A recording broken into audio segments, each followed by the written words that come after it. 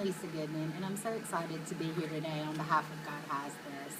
Just to let you know a little bit about myself, first of all, I was actually born into a Jewish family, and I had parents who loved God. I had a father who had such a strong faith and a love for prayer. He actually went outside every morning and said his prayers, and he would cover his shoulders with this prayer shawl.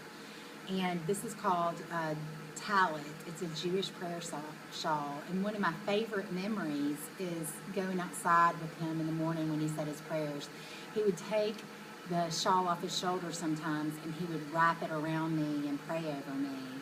And some of the most precious times of my life were those times outside with my father alone.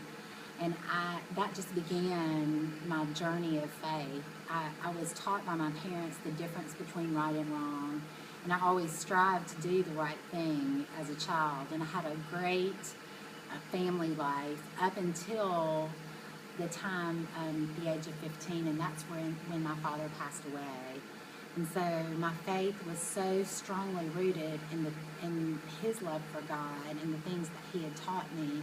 It was really like my world fell apart, and I really was angry at God for taking my father. And so from 15 to 30, what I did was try to fill a hole, a pain in my heart, and I just searched for other things to numb the pain, to make things better.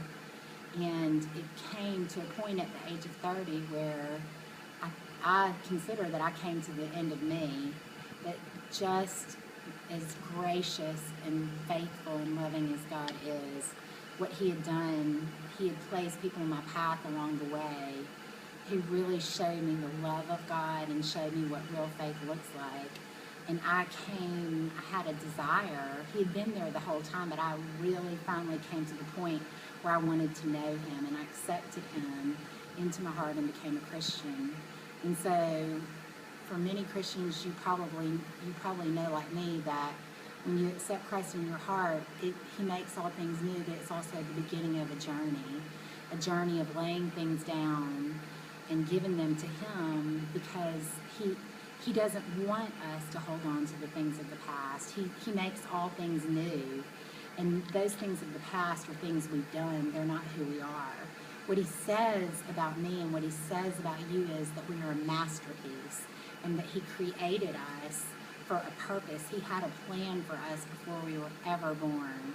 So I came to, I volunteered in church, and I was very involved, but I still was holding on to some of those things of the past until just a few years ago. I believed that I had an identity crisis.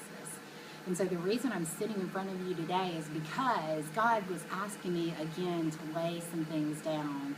He said, "Let go, Lisa, I've got this." And I argued, would God say, "I've got this"? And at that moment, there was a woman in Macomb, Mississippi, who had just been given this bracelet.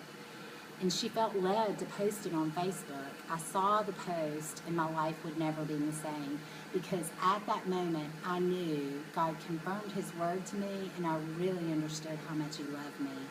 He has connected me with that woman who's Rochelle Frazier and many others who have a heart and a desire for young people to know who they are in Christ, and know that no matter what you've done or where you are, that God has this. This word is the way that I spend time alone with my Father now. His living word has changed my life. It has allowed me to know him and allowed me to know everything that he says about me is true. He is good, he is loving, and we can trust him. And so our message is very simple, and we're spreading it across the country with these bracelets. Let go and trust him, because he loves you. God really does. God has this.